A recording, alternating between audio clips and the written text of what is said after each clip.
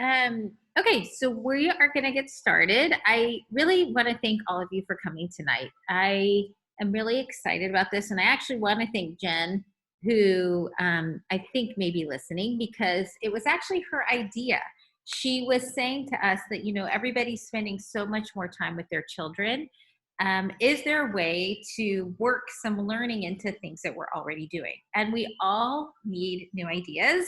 In fact, today I frantically texted some people on here now. I'm like, I need an idea for my 8-year-old. I'm out of ideas. And they quickly sent me some things back. We all need some new ideas. And what I'm excited about with this is, because we are busy and a lot of us on the call are working people, how can we work things into our routines that we're already doing? And so Heather, who I didn't let herself introduce because I'm going to introduce her, is an amazing science teacher. In fact, I have to tell you a funny story about Heather. When we hired her, Heather, how many years ago was it? I think 8. 8 years ago. I think we hired Heather the day before school started. Was that, or the Friday before school started? It was the day of the parent meetings. The day of the parent meeting. So it was Thursday. We needed a teacher, and which rarely happens to us that fast. And we hired Heather on a whim, like kind of on a wing and a prayer. And it's been amazing. She has been a pre-K teacher for us and recently moved into the science role, and she is a wealth of knowledge. Now, I'm going to say Heather doesn't love presenting in front of people, so she is going out of her box tonight, and I really want to thank her for doing that, because she, like I said, has a wealth of knowledge to share, and is going to share some great ideas with us. And we're also going to make it participatory. We're going to ask you to think of some ideas related to what she's doing along the way. So Heather, I'm going to turn it over to you, and all of you, I want to thank you. And I am recording this call just to let you know, because there were about 10 or so people who couldn't be here tonight and asked for a recording. All right, so Heather, I'm turning it over to you. Well, I appreciate you guys joining me tonight. Talk about how we do science learning in our everyday. One of the great things about science is that it's happening all the time, every moment, everywhere. Be it about the weather, or watching things grow and change, or even how the pizza cutter works in your kitchen. So it's already there, and we just have to take a moment to stop and see it and really embrace that it's already going on, and we just need to highlight it. Children are natural scientists on their own as they interact with the world. For example, we have all experienced that toddler that wants to throw everything down from the high chair, and that we get really super frustrated with, but they are just experimenting with the world around them. They're doing actually the scientific method without even thinking about it. As she observes that when her spoon falls from the high chair and hits the floor, then she begins to wonder if the fork will behave the same way. And she begins to predict, I think it will. And so she conducts the experiment by dropping her fork on the floor. She evaluates the results and comes up with a new question or hypothesis. Will a piece of food fall if I drop it? And then she repeats the experiment. So the kids are learning this way all the time. Sometimes we just need to bring their awareness to it. So why is science important in general? We often think about science as memorizing a fact or conducting an experiment in a lab, but really it's more about learning to think critically and creatively, solve problems, make connections, and persist in the face of challenges. Science helps children develop competencies that they can carry across disciplines, and fosters ways of learning that can be applied to many different situations. The competency that I believe is most important is really an attitude, a love of learning. We all want our children to be curious about the world and approach it with a sense of wonder, and science allows that to happen. The scientific method actually naturally fosters the development of all of these competencies. So just like the toddler before, the scientific method helps bring these things to light. So the first step is observation.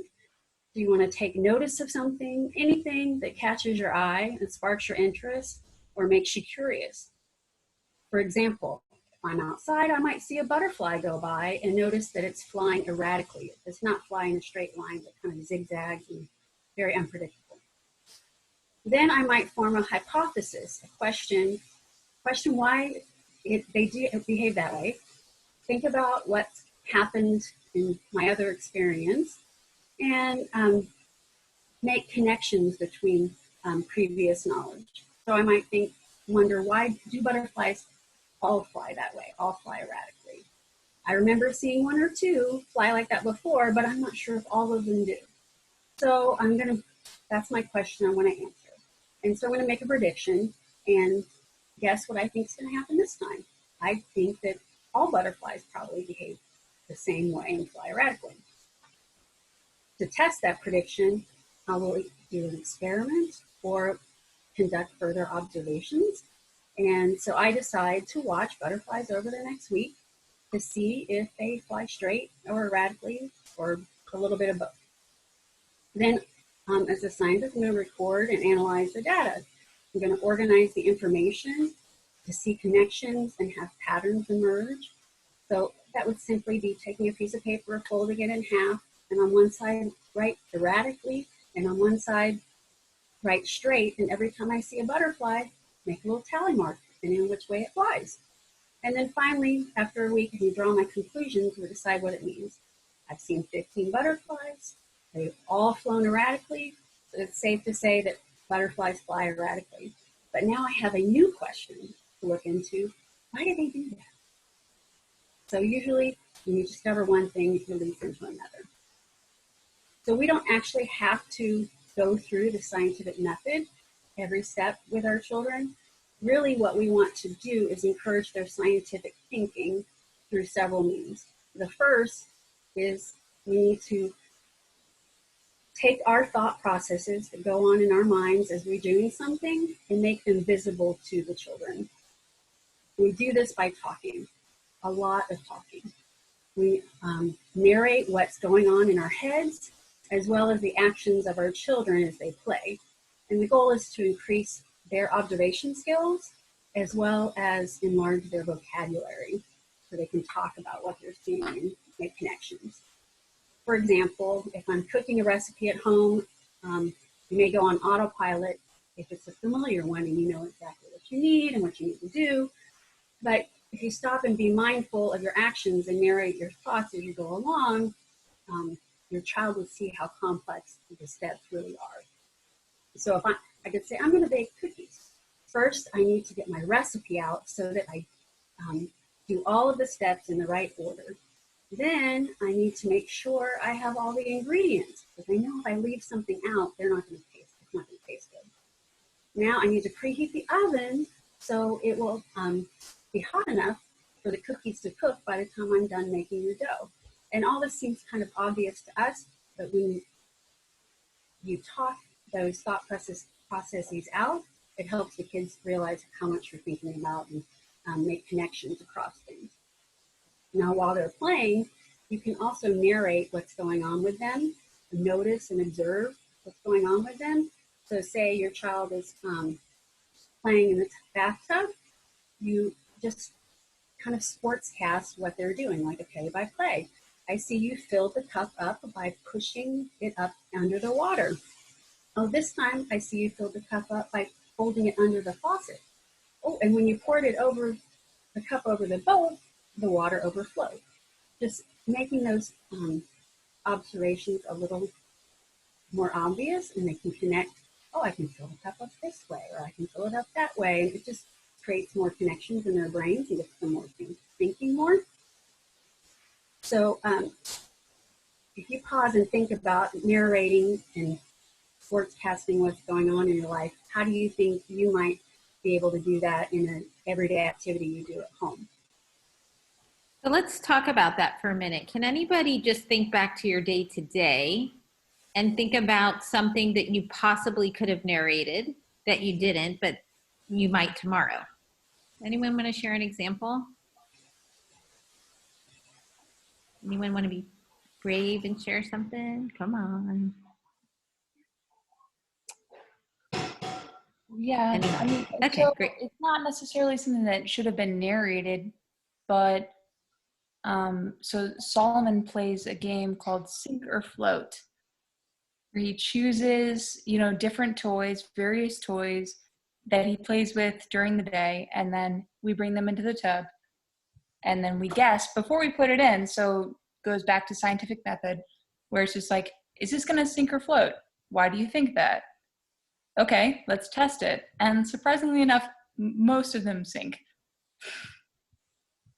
It's So you're very hard to taking find a toy that actually floats. So you're making his bath time or whatever a science game in a sense. I think he did it before I did, but yeah.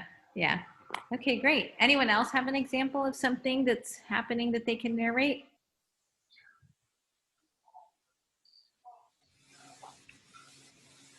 We do a lot of swinging in the backyard.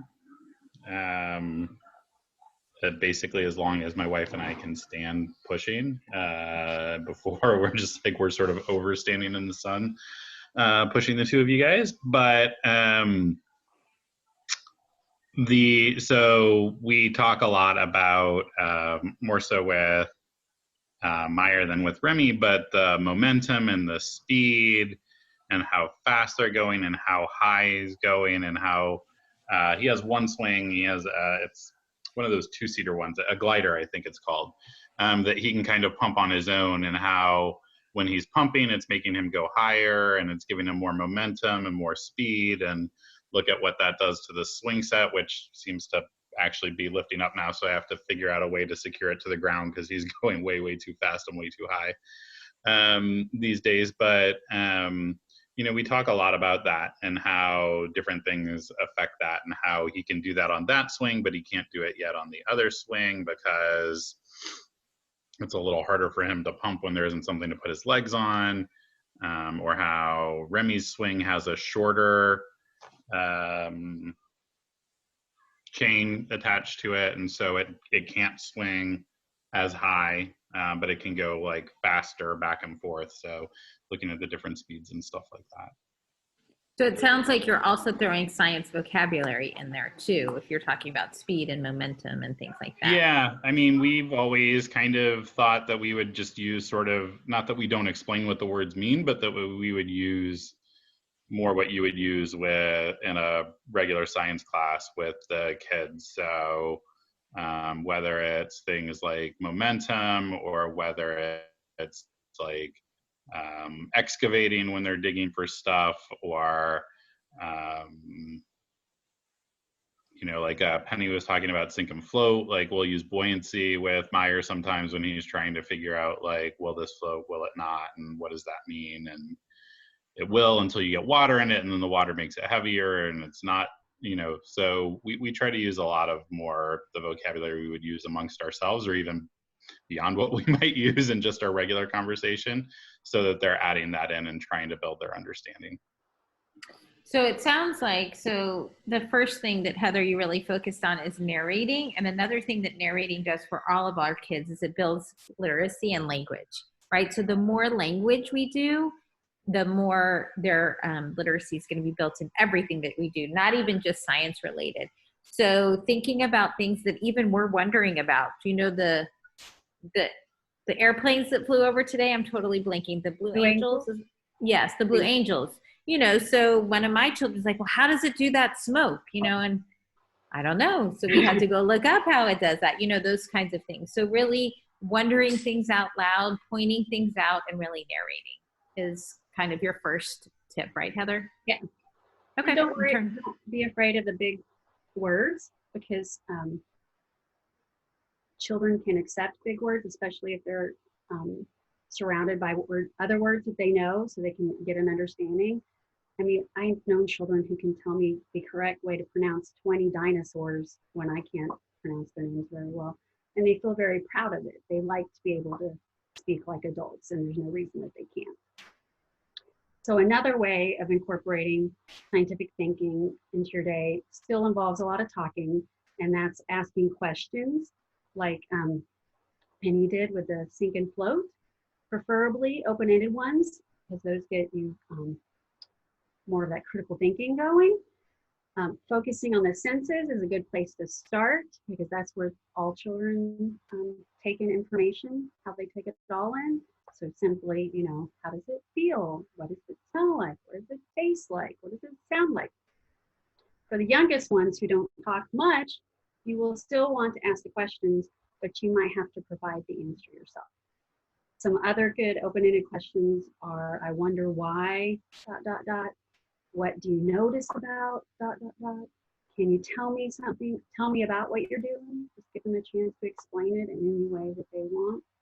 What other ways could you do this or get that to happen? How are they alike or different?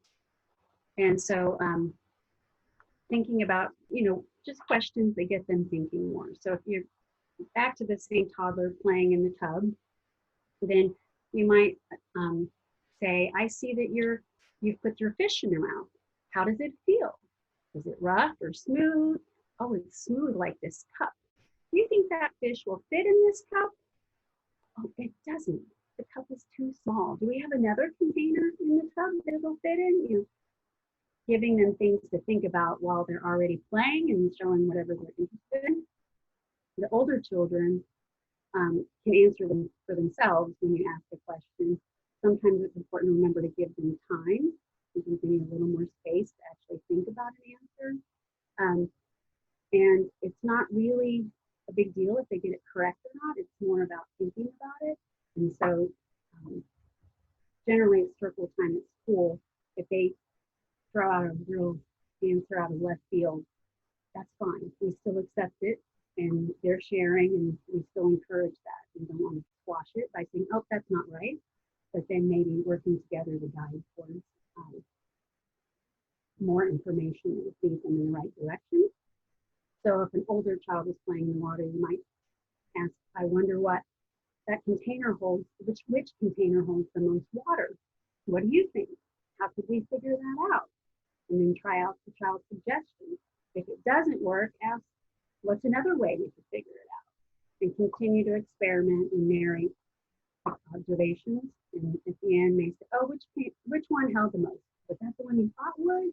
And it sounds like it's going to take a long time to do that, but that whole little interlude could have happened in a minute or two. It actually goes by pretty fast with children. So it's not really taking much time as so much as just remembering to ask the questions and provoke them to think as they're playing, as they're doing, and even plan out what they want to do next. So does anyone want to share some strategies they have for adding questions into what they already do? So let's talk about that for a minute. I'm going to share something that for me, it would just be not being distracted and focusing enough to actually ask questions, because I don't know about you all, but I'm often multitasking. Even when the kids are in the bath, I'm like thinking about what else I have to do and things like that. So I think for me, a strategy would be just like put my mind where my feet are with the kids. So to me, that's one strategy that I would use. Anybody else think about a way of asking questions or when you could ask questions in an everyday activity that you're already doing? I have more of a question, if that's okay. Of course. We're pretty good at asking questions. I'm an engineer by training and my husband's an accountant. And I think where we struggle with is how to respond when you get a wrong answer, because I think both of us can tend to be very black and white. And I know you don't want to squash their hopes. So do you just accept it? Do you try to correct the understanding? Do you say yes, but? What is your kind of strategy for incorrect answers? So I would start with, why do you think that? Or, you know, seeing if you can figure out where the idea is coming from. Or if not, say, well, think of how can we test that idea? Or how can we, so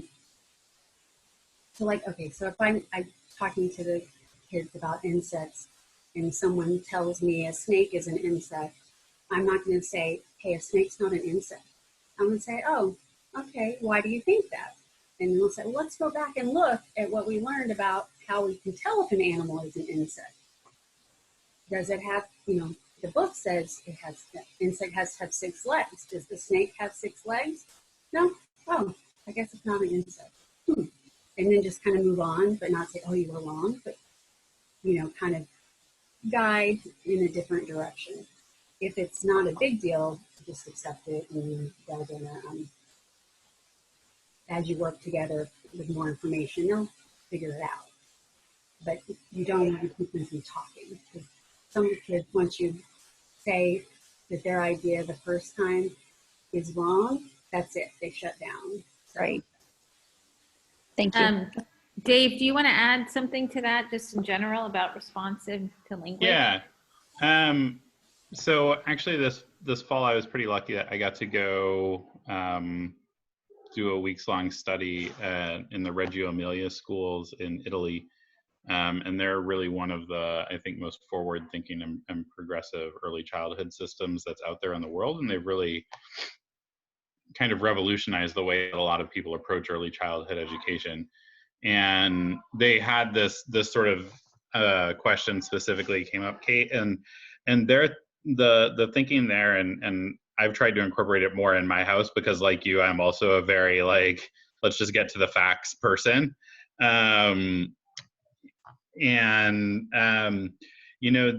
had a very different take on it, which was that you can ask questions and try to clarify the kid's thinking, but that truth is really a relative thing. And if we think about it historically, once upon a time, the sun revolved around the earth as far as people were concerned. And what we may know to be true today may not actually be true, but this is sort of the children's way of understanding how the world works and their explanation of it.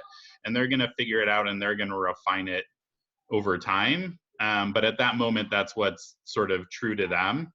And to just kind of let it sit with that, you can ask them questions to get them to think deeply about it. Like my go-tos are always, why do you think that? Or how could you figure that out?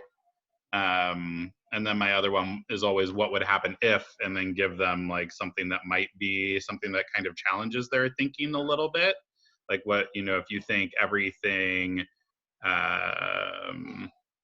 that's wooden floats, can we find a heavy piece of wood that might sink to the ground, to sink to the bottom of the tub, sort of thing. And not like what would happen if we dropped here, not to say, oh, actually there's some wood that will sink, sort of thing. And it's not just like wood pieces float. So but to try to present them that so that they're discovering it, and then it kind of forces them to readjust their hypotheses about how the world works.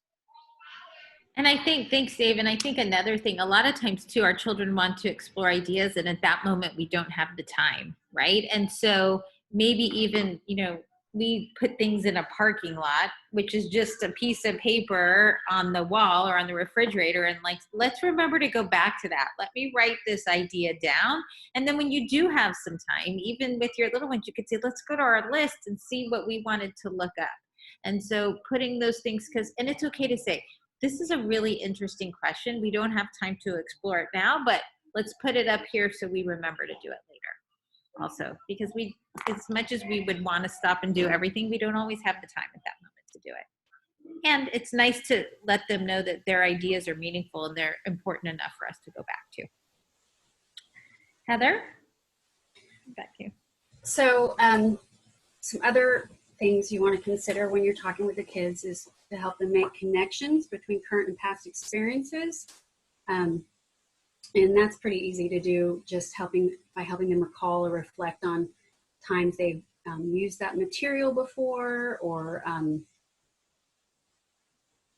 had experience with that object at a different day.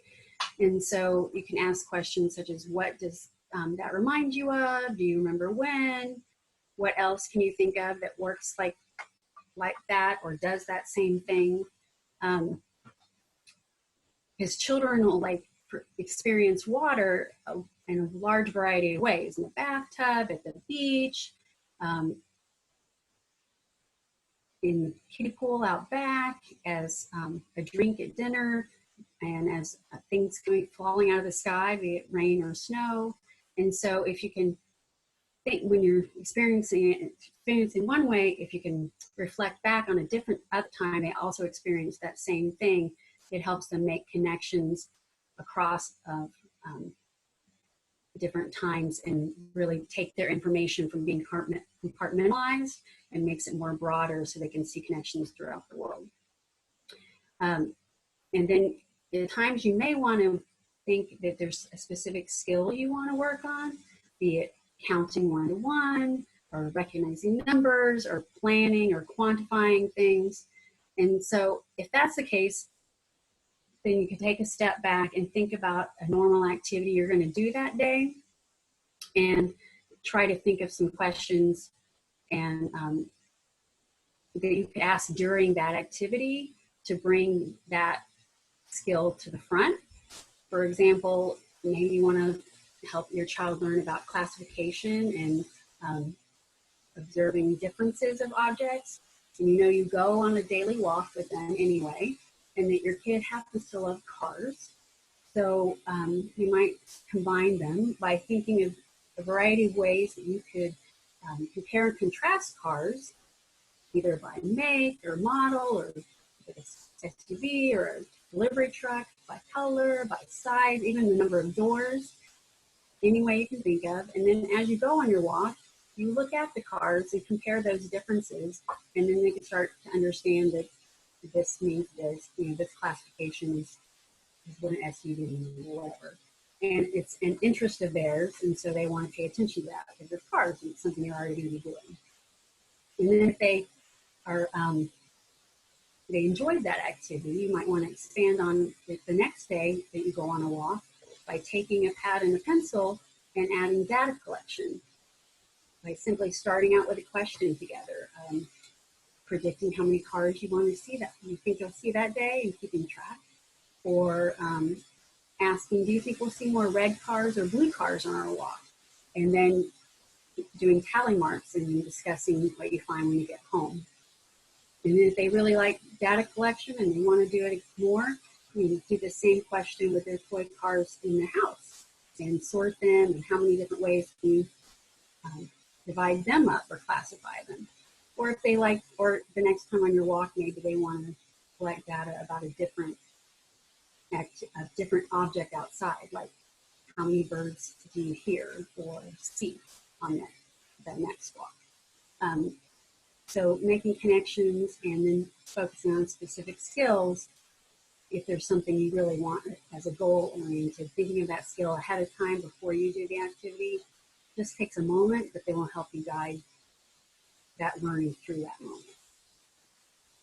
So I'm wondering, Heather, along with some of the things that you've mentioned, and I'm opening this up to any of the educators on, is like, besides data collection and classification, what are some other science type skills that we might work on that would be simple to do every day? So a lot of the math, your basic math of quantifying, noticing shapes, all of that kind of categories, one-to-one correspondence, then also just being able to predict, observe, evaluate, problem solve. There's the noticing living, like exploring living things, noticing that there's a cycle of life, the engineering aspects of how things move. Or my list is in the other room, so I'm blanking on a couple of stuff. No, that's a good list. That's a good list. I was just, yeah. Dave or Crystal, do you have anything, or Cynthia, to add about some everyday science type things they might be thinking about? Well, I was going to say on the music side of it, because I know Heather did also quite a big, I think you did a lesson on that as well, is, just your basic things in the kitchen, even filling things up, in a pot or in a Tupperware or something like that, and listening to the different sounds, if you put more in or less, or will it change it, or if you put water in one and you tap it, or things like that as well, I think also can, on a different level as well. So I don't know if, Heather, if you did some other stuff, I know you did quite a bit of that, because I know you did just the actual musical instruments, and then you also did some other stuff with that. Exploring sounds of all kinds. And yeah, that reminded me of thinking of different rooms in your house. You know, they're like in the kitchen. It's a very easy, good place to talk about size comparison, biggest to smallest, and quantifying and measuring things out, and chemical reactions and changes while you cook, or exploring the simple machines that you have in your kitchen. A knife is a wedge, a spoon is a lever, and a fork is a wedge and a lever. The pizza cutter is a wedge with a wheel and axle attached. So, I mean, just in the kitchen alone, there's quite a variety of different ways we could explore scientific ideas. At the dinner table, it could discuss the different tastes of sweet, salty, bitter, sour, family preferences. You could bring in data collection by graphing how many veggies, who likes which veggie, how many veggies you've had that week, tallying things like that. And of course, using that conversation time to reflect on previous experiences. Thank you. I have another question, Crystal. I'm going to ask you this one. Can you give an example or explain what one-to-one correspondence means? And can you give some examples of how you could do that with perhaps the toddlers, the younger ones? Okay. So one-to-one correspondence has to do with I'll give an example. It's probably the best way. Like when you're setting the table, it's one of the best ways that we work on it at school. We have the children set their tables. Would be a plate for each chair, a cup for each plate, like assigning an item for each spot, a spoon for each spot as well, and not just putting 3 with 1 or something like that. And a good thing for like toddlers, one of my favorite things to do with toddlers, has to do with ice trays. I love ice trays, or muffin tins are like my favorite things in the entire world, because they're little compartments that you probably already have at home, and pom-poms, those little like art things, because they're nice and soft. Toddlers love the way they feel, but having like just a bowl of pom-poms on like an ice tray or a muffin tin or something, they can work on one-to-one correspondence that way. If you give them some tongs or like a little pincer things, they can work on fine motor skills at the same time. But that would be a great way for them to work on just kind of sorting and doing the one-to-one correspondence as well. Thank you. What other questions do you all have for any of us about any of this? You can write them in the chat, or you can just unmute yourself and ask something. Anyone have any questions? As far as your kid asking questions, how in depth should you get?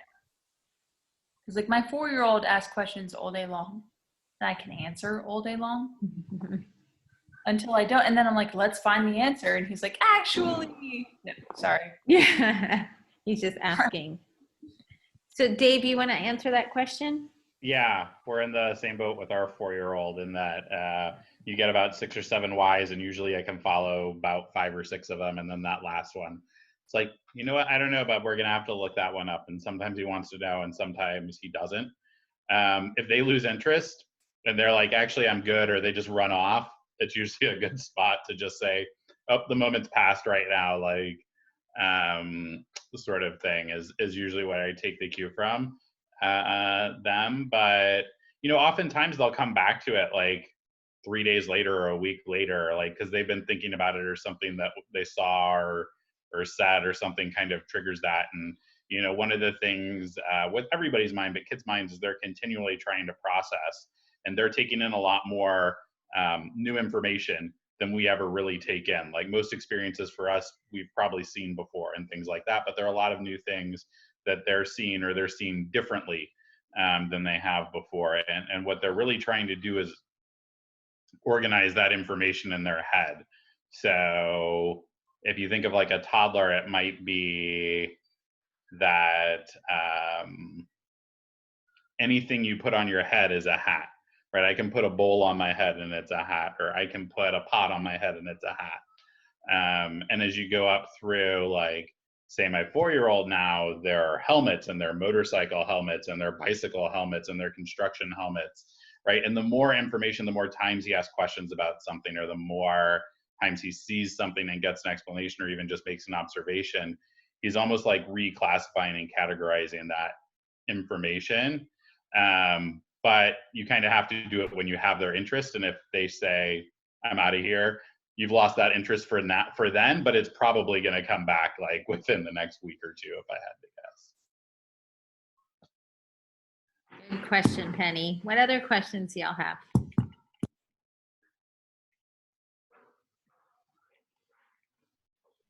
No one has any more questions? Okay. Heather, you want to kind of give us any more tips or thoughts? Well, just the main thought is that science is going on all the time, no matter what you're doing.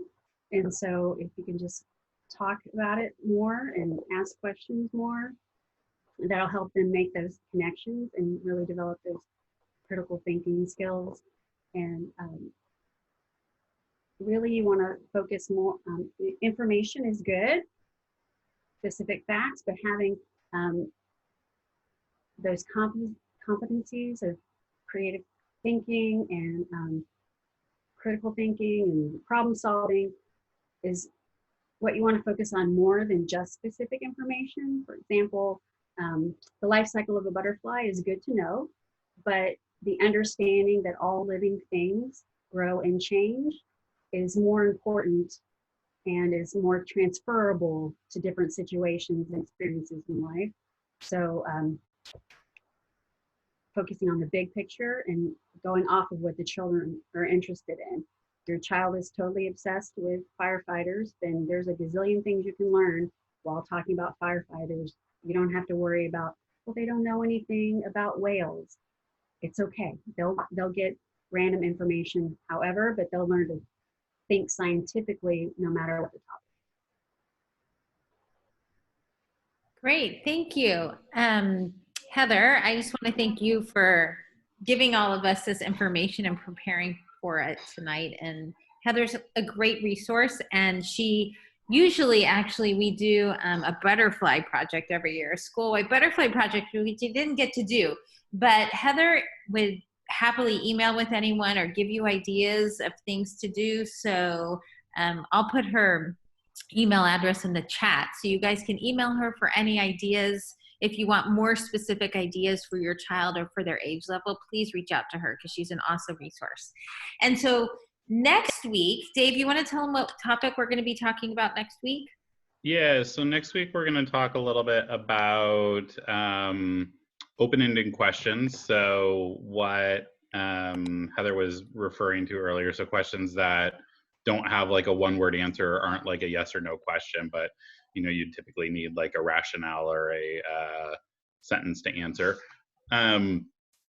And specifically how to use them as one of the tools to increase intrinsic motivation in children. So intrinsic motivation is the idea that you're motivated on your own to do something. You find something inherently interesting, and you're doing it for that, as opposed to the reward or the extrinsic, like instead of bribing my child to do something, I want them to do it because they appreciate doing it and they enjoy doing it is the idea. And there's some things where I will say, you know, my wife and I were the best parents in the world when she was 7 months pregnant with our first child, and we didn't actually have to do any, you know, we hadn't actually had to start raising our child yet. And then you learn quickly that there are things you compromise on just to survive and just to get through the day and just to make things a little easier for yourself. So not everything is like that. There's some things where you do definitely bribe your child to do, like right now they're watching shows to get to bedtime through this so they can get to bedtime to do with them. But ways that we can work on trying to increase that internal motivation for them to figure things out, to explore things, to really love learning. And so there are a few strategies we have and a few tips we'll be able to give out next week. Great, really excited about that. So I want to thank all of you for taking time out of your night to come. Heather, thank you again for taking us through some science ideas. And like I said, we're all here for any resources. If you need some more ideas, we've put a lot on the YouTube channel, but we are happy to give you some more. And like I said, specifically for your child. So thank you all for coming tonight. And we'll see you hopefully next week, if not sooner. Bye, everybody. Thank you. Thank you. Thank you. Welcome. Thanks. Bye.